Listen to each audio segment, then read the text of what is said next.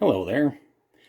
Got my old Sony Handy Cam charging up, hoping to record some video with it a little bit later. We'll see how that looks. It's been charging here for a little while. It says the battery's full. Claims 432 minutes of runtime. Fairly optimistic, but I would imagine with the amount of recording I plan on doing, that should be just fine. The battery in it is one I purchased recently, so it should at least hold out for a little bit.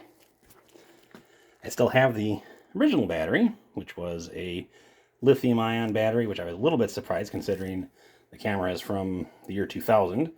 But the last time I tried charging this, it said it had about 152 minutes of runtime.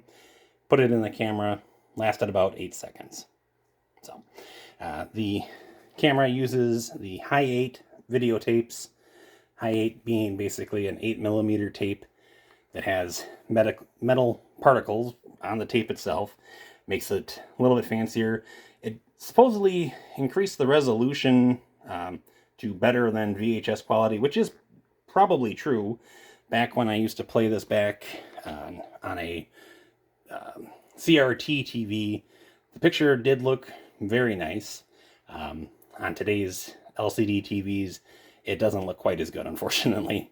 The camera itself, quite nice to use, actually. It's really a good weight to kind of keep things steady, easy to hold, easy to function. Have our power buttons on the side here, up for camera, down for playback. If you turn on the playback buttons light up on the top.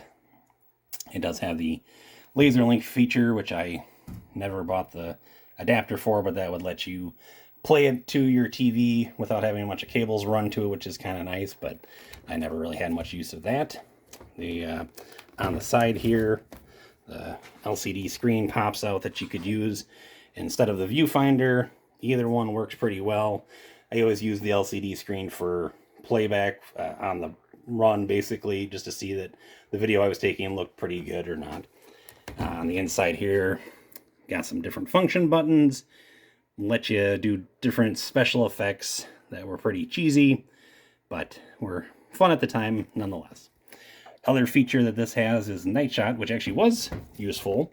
It would be the kind of Blair Witch effect, I would say, where it lets you see in the dark. It really did work. Everyone's eyes would be glowing, looking weird, but hey, if you're out in the middle of the woods or whatever, worked pretty well for that.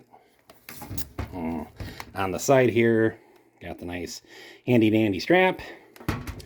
On the front here is where you get your adapters for composite video. Also does come with an S-video port, which is nice. Has a headphone jack, external microphone jack if you needed it. The microphone on this one's actually pretty good. It's a stereo microphone. Nice light on the front, actually works quite well, for at least it did, I should say. And obviously that's the lens there that has the automatic closing lens cover, which is nice. Anyways, I'm gonna hopefully get some video shot with this in just a little bit, and we'll see how well it goes. Well, I forgot to include the adding of the videotape, or how you put it in there. Basically, you just use the eject button, let the mechanism open on its own, which is nice. Got my tape right here, which I did discover, that says made in Japan. How often do you see that nowadays? Used to be so quaint. Nonetheless, tape in, close the mechanism, let it close on its own, and should be good to go. All right, now I'm recording on my old Sony Handy Cam. I'm sure the video screen has changed, looking quite different than it does from my Samsung phone. Nonetheless, what I'm trying to attempt here is to change the oil in this. My snowblower, we're supposed to get anywhere from 6 to 11 inches of snow tonight. Supposedly, figured well, better have this going before that happens. Regardless, this is one of the models. It's a Toro. Supposedly, you never have to change the oil on. You're just supposed to add oil as needed. It's about 4 years old. Haven't ever changed the oil. Oil level's down a little bit. Oil reeks of gasoline. It's just as easy to change it, so I figured that's what I'll be doing here today.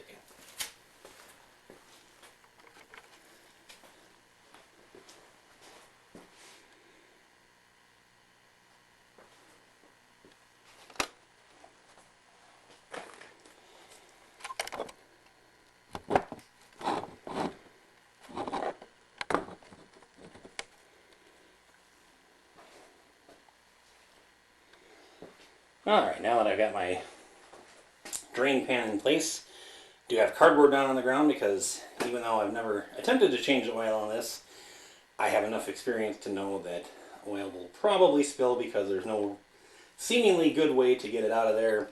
Now, I would first think that, like my lawnmower that also was supposedly never changed oil, which I changed oil on last summer, it would be to tip this, remove the dipstick, drain it out of there.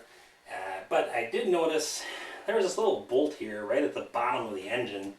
I thought perchance that's a drain plug, so I tried that first. If not, I don't know, what's the worst that can happen, right? So figured take that apart. I did loosen it up a little bit before. It wasn't on there quite snug. The bolt did seem to have a little bit of that oily gas smell, so I figured I'd see if anything does in fact come out of there. So I guess now I'll tip it. Let's see. And yeah, sure enough, got some oil coming out. Probably can't see it very well, but that's okay. We'll let that drain for a few minutes. Alright, let the oil drain here for a little while. Hopefully that's taking care of it. Decided, hey, why not turn on the light on the camera? Doesn't look as bright as I remember, I don't know. I mean, it does look like it's an LED bulb. Should be good for eternity, supposedly, but never to know. Now I'm going to try to tip this up without dropping the oil drain pan and making a gigantic mess. Did have a little bit of oil spill, but not too much, and that's why the cardboard was there. Wow, actually, that worked a lot better than I was expecting. Got a substantial amount of oil, and yeah, some on the cardboard, but pretty good. Nice, thick, black. Very, very full of gas, very stinky. So I'm glad I will be changing this.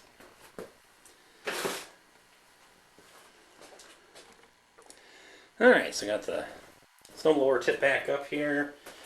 Putting the, apparently what was actually a drain plug back in. Make sure I get that cinched down. Fairly snug. Oh, there we go. Not bad. Dipstick out. Clean that off so we can get a proper reading. Nothing in there, well, not much in there at the moment, I should say. Got my handy dandy funnel. Got some Toro brand low temp oil. Supposedly should be able to use pretty much this whole bottle to fill it.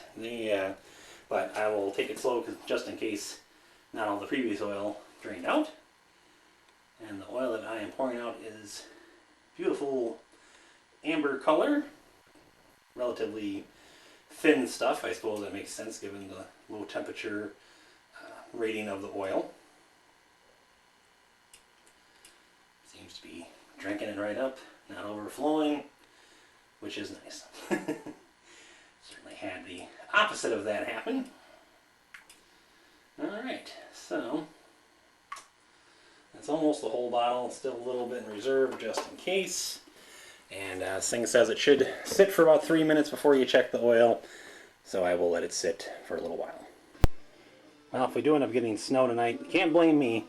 Got the weight in the back of my truck, got the oil changed in the old snow blower, and it should be all ready to go. So, obviously, if it snows, it's not. I've done my part to make it not snow, so that's the always important thing. Make sure it actually runs.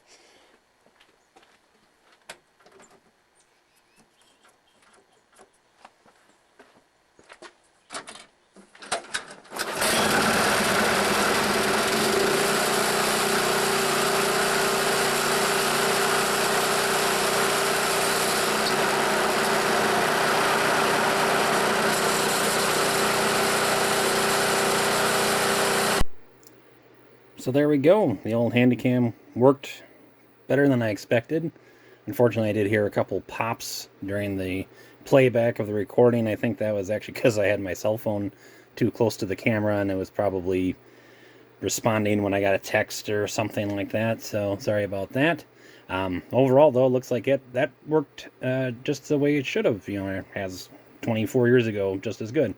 So use my old desktop computer here, just cheap transfer equipment. We use the standard composite video cables, and nothing fancy. I know there's upscalers. There's supposedly some other ways you can transfer video that'll make the video quality nicer. I might experiment with that in the future just for fun. I'm not sure. Glad my snowblower is running, and hopefully if we do end up getting that snow, we'll get some good shots of that tomorrow. Hopefully I'll get my drone up in the air and not lose it in the subsequent blizzard. So thanks for watching.